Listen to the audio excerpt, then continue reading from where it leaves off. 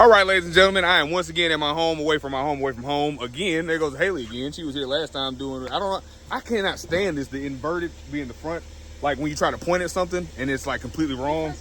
Because I'm inverted. It absolutely sucks. I can't get it right. And I'll be like, oh yeah, if you look over here, and then the whole time be like, yeah. She's better at that than I. See, y'all saw it. I did it again. Anyways, I'm here to get my stuff. There's the beautiful car that she was cleaning with that EK of hers. Here goes the stuff that I'm getting for the Mustang. I got K-Pro because I'm a simple man. I got some injectors, some 2600s because we never had those. AEM 400 inline and a big old fat Speed Factory fuel rail. So that way I can get all of the fuel from a fuel pump. I mean from my inline. What am I trying to say? From a fuel cell to the engine, because that's the goal. So yeah, and then also I picked up a motor for the gentleman Scott that you guys met a couple weeks ago when I picked up that Mustang, because I'm an idiot, and even though I didn't need another Mustang, I still somehow did horse trading and got another Mustang. So yeah, don't co-sign me. You're not supposed to agree with me. Sorry. So yeah, I think everybody's getting ready. You guys are gonna be what class you getting in for all out? So anybody that's gonna get in 10-0, this is who you're gonna lose to right here. Yep. Clock it. This is Miss Thug Life right here. She's gonna come gangster the bully the 10-0 class. Nobody else stands a chance. So is this one getting stick? Maybe, possibly. I don't know what other classes there are, but we got stick, front wheel, 10, 11, 12. Oh yeah, this is all the wheels do things. So because all the wheels do things, he cannot get in the front wheel unless he gets up under and disconnects the drive shaft, which that's Honda stuff right there, boy. You drive in the gate with an all-wheel drive car and be like, you know what? I'm front-wheel drive now. Or you just lose it halfway down the track. There you go. We went through that.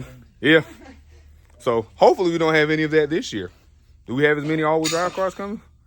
Any all-wheel drive cars? As many all-wheel drive cars? We had a decent amount last year. I think so. Okay. All right. Well, fingers crossed. Let's go ahead and pray now, a couple weeks out, that we have no drive shaft failures like we did last time. Yeah. Right. Yeah, zero. Yeah, we're going to be failureless. In Jesus' name we pray, amen. Because I am a Messianic Muslim. I'll explain that to you guys later. All right, ladies and gentlemen, I'm leaving everybody. All right. Don't let your kids jump out the window. I'll do my absolute best. I can't make any promises.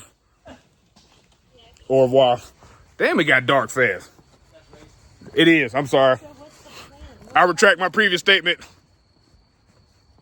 All right, so I'm walking out to the car. Leandra texted me. She just sent me the looking eyes, which means I have overstayed my welcome, which I wasn't trying to. I was really trying to wash my hands and talk stuff over, trying to get some stuff squared away for somebody else. James, Black James, not this James. This is, yeah, Russell, not Amino. There we go. Last names help differentiate. Anyways, now I'm going to the van, and we are getting ready to head to Woodstock so I can drop this motor off. I hope she ordered the seafood, but I highly doubt it because she has a tendency to not think about stuff like that until it's too late. But I really want a lobster roll. So yeah, we just gotta do what we gotta do. All right, guys, I'm back at Chris' house. It's been a while. This video is taking forever to make because I came the first day. Y'all saw I was out here with Leandra and the twins. Then I had to go to Atlanta to grab all the other stuff from EB Tech and go drop that motor off to Scott and so on and so forth.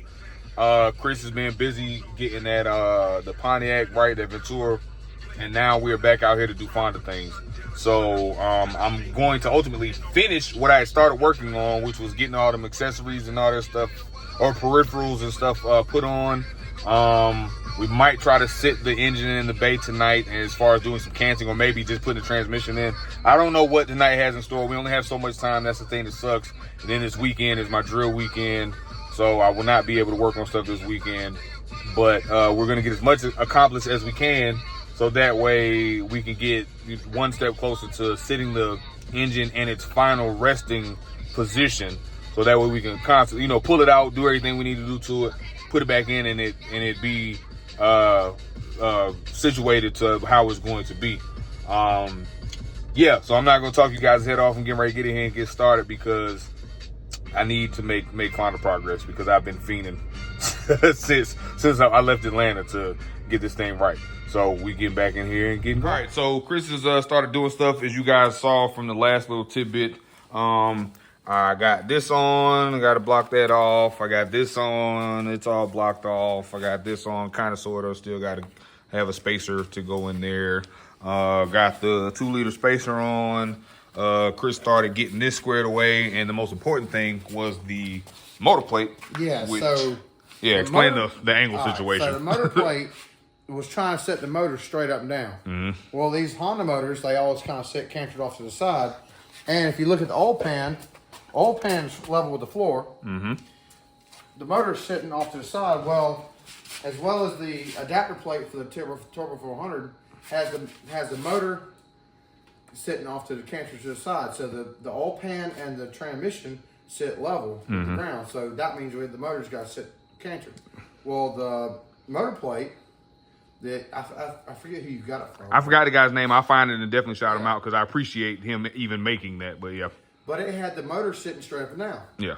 So, and that's all good and well, but it's going to eat your transmission up. Right. And it might have been fine for like maybe a manual transmission or a different transmission or something like that, maybe like a BMW trans or something like that. But great, right, but for the THs of the world and the 700R4s and the 4L80s and so all that kind of stuff, it was not going to get the job done properly because of the angle. Yeah. So therefore, he just had to do some modificating. Yeah, we're gonna drill some holes. So this hole modifying. Why could I not conjugate that? Good. Gee, I said modificating. I'm not gonna tell you what my buddy calls it. But anyways, so just putting this on level, getting the motor cantered off to the side, getting everything level. Had the center line of this sitting way over here. For whatever reason, just it's geometry and everything. Yeah. So what I did was I picked it up and I moved it over. And measure it, it's about 1.5 inches. All right. The plate had to move over to the driver's side. Gotcha. So I drilled a hole, and I drilled the center hole because that left me enough metal to drill a hole here for the other, and drill a hole right. there. That way I can maintain all 3 holes because I think you're going to need the 3 holes and 3 bolts to maintain your structural rigidity. That sounds real freaky. Oh yeah. Even though I wanted aluminum pieces so I could weld nice aluminum pieces to it, but I didn't get aluminum pieces. I'm gonna try to find some. So this, ladies and gentlemen, I got from what? Oh, well, was those okay? I will order those now. But this right here was literally just some pipe that I had found at at Lowe's. I sent you the website. I found it, ladies and gentlemen. I found it. I'm going to get the aluminum pieces. He was trying to like use some silencer or something. No, it was a barrel. It's actually a barrel. Some big old. It's actually a bull barrel that people use to make pew-pews. Like I said, he was trying to get me to use a silencer that's got bodies on it. He was, he's a secret FFL dealer over here. Yeah, my idea was to take with aluminum ones, take blocks of aluminum, nice thick blocks of aluminum, and weld the aluminum in here to add a whole make lot like of a gusset, yeah. So that basically it would act like that. Yeah. It would act like just like that. All right, so I'm getting aluminum spaces for Chris, ladies and gentlemen, because he's not going to be happy otherwise. Absolutely not. Make your fab guy happy, he'll make you happy. There you go. Happy fab guy, happy track day or something. This shit won't break. 0.1 within a 0.1 of a degree of the oil pan and the transmission because they're the same, they're matching. So now I need to mark my other holes. Spot for the other 2. Other holes, yep. See, y'all didn't know Chris used to have a comic book about him. It's called The Leveler. That was he was. I want it right. He was. That was I want it off a little bit because that just have you scratching your brain going, something don't look right. That was his superpower, was making sure things were super plumb. You're assuming it worked. People hate me. I walk in there, I'm like, that ain't low. And they're like, what? I'm like, yeah, it ain't low. It's too far that way. And they're like, no, it's not. Oh, shit. Mr. Perfectionist over here. The leveler strikes again. I drive people crazy at work with that shit.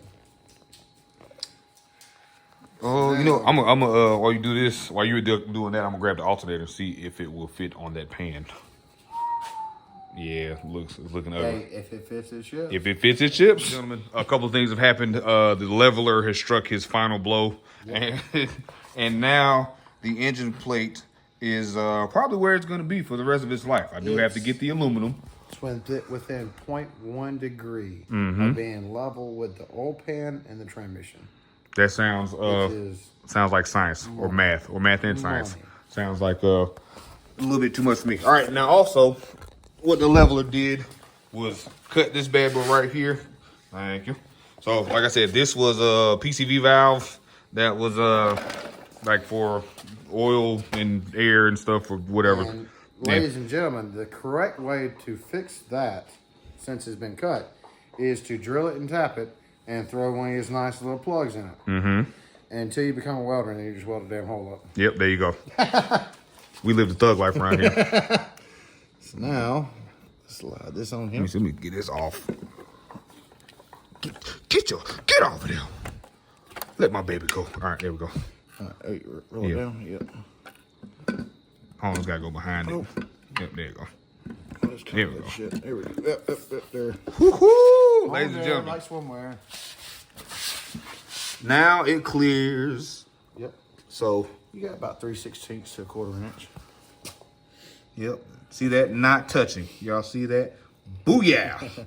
All right. So that is 100% a plus. That was a big, not necessarily hold up, but that was a big obstacle, that hurdle that had to get hopped over. And now that that is done, we can just kind of move on to more pressing matters. And we weld the hole up. Yeah, right. So now this is going to get closed for good because it is no longer needed, because I will in turn, for the same thing, in order for it to breathe properly, I will have a catch can, and I will have probably an A2 bung right here. Probably what, a dash 8 or dash 8 or 10, yeah. I think most of them are 10s. So I have like a couple dash 10 bungs on the. Yeah, we could just cut this right here off and put it right here. Yeah, and apparently that's a thing too. Like people started doing that. So, but either way, it will be able to breathe from crankcase pressure from the valve cover and not have to worry about that. So us blocking that off is not going to cause any problems or wreak any havoc. So definitely happy about that. There's another step in the right direction. You know what we call that? It's going to be more gooder. Way more gooder, according to the leveler. You can fight all you want, but you're going to get stuffed at the end of the day. Yep. No matter how hard you try. Exactly. Get the D.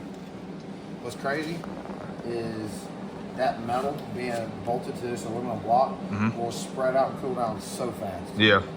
It's nuts. You could weld right here and feel it over there. Feel the heat. It'll get warm. Yeah. It really will. It's crazy. Yeah. I Science. just suck it out really fast. One reason why I have this is for a hand prop. And also, you take this and set on top of it. Oh, to and it'll dissipate the suck heat. that heat right out. It's crazy. Yeah. Science. All right, guys. So it looks like this pan is not going to work for us because it is still way too far forward. We ended up being probably 3 or 4 inches forward of the firewall, more than we needed to be, after looking at some and comparing to some other situations. I did order another rack that's gonna not have all that stuff. It sucks, but I think I'm gonna have to just order the extremely expensive pan and do some modifying. The K-Power, it's like an MB Miata pan, which is set up for rear sump, and then it has the pickup that comes like up and rides along the girdle, and then it comes back and drops down into the pan. The pan has like a little hump up here for the oil pump. This right here would not exist. It's like a block off for the pickup to run to the back, and it, like I said, it sits up high. So that's probably what I'm gonna have to do. I might as well just go ahead and bite the bullet and order that tonight. It sucks, but it is what it is. Not the end of the world. Like, it's bad news for right this second, but it's not the end of the world. I think once that is squared away, then really and truly we should be able to mount it in the car. Still be cheaper to put out last time. Yeah. Here you go. All right, so yeah, that's what I'm getting ready. I'm getting ready to find one of these stock pans and just throw it up here. If you don't like LS's, I have a 351 outside. I'm a small block Chevy guy before a small block Ford guy, so I would most definitely LS it or a 350 it before I put a 351 in there. Yep, can't say that I do. It's like Ford Mopar. It's rich man racing. I'm not about that life. I think with a junkyard engine block. Yeah. And a what, $1,200 Texas Speed kit. You can have a whole like 408 stroker for maybe $3,000, $4,000. Yeah. Yep. That's also 4 too many cylinders than I like having around. So I mean, they make the right sounds. I do. I'm gonna have a V8 something. I got hopefully the Soar. Once this is done, I can bring the Soar over here. Well, yeah, when you bring in the coupe over, anyways, the right hand drive Toyota coupe is what he's referring to. The Soar when it makes it over here. But yeah, that's it. Like I said, it sucks, but we're not defeated. We're not out of the game. We're not out of the race. We just have to make some adjustments, and sometimes you got to suck it up and drive on, and that's what we're gonna do. So I'm getting ready to order this ridiculously expensive pan from K-Power. I'm going to sell this pan that I have, so I'm sure there's somebody somewhere that needs it. I'll give it to them for a discount, so it will help cover the cost of the new pan. Yes. But that's it. As always, like, share, comment, subscribe. Make sure you hit that notification bell. You know when I drop videos and all that good stuff, and don't let the man hold you down. Don't cry for me, Argentina. We're going to be just fine. We are going to get this thing figured out so that way Chris can be upset about the fact that he did all this work to put a 4-cylinder in the Mustang. So, above all else, guys, don't be good, be great. Up like an elevator headed to the pit. Feeling Superman, call me Joppa Kent. Got me bent. If you thinking you can overthrow my squad, oh my God, no face shaking when you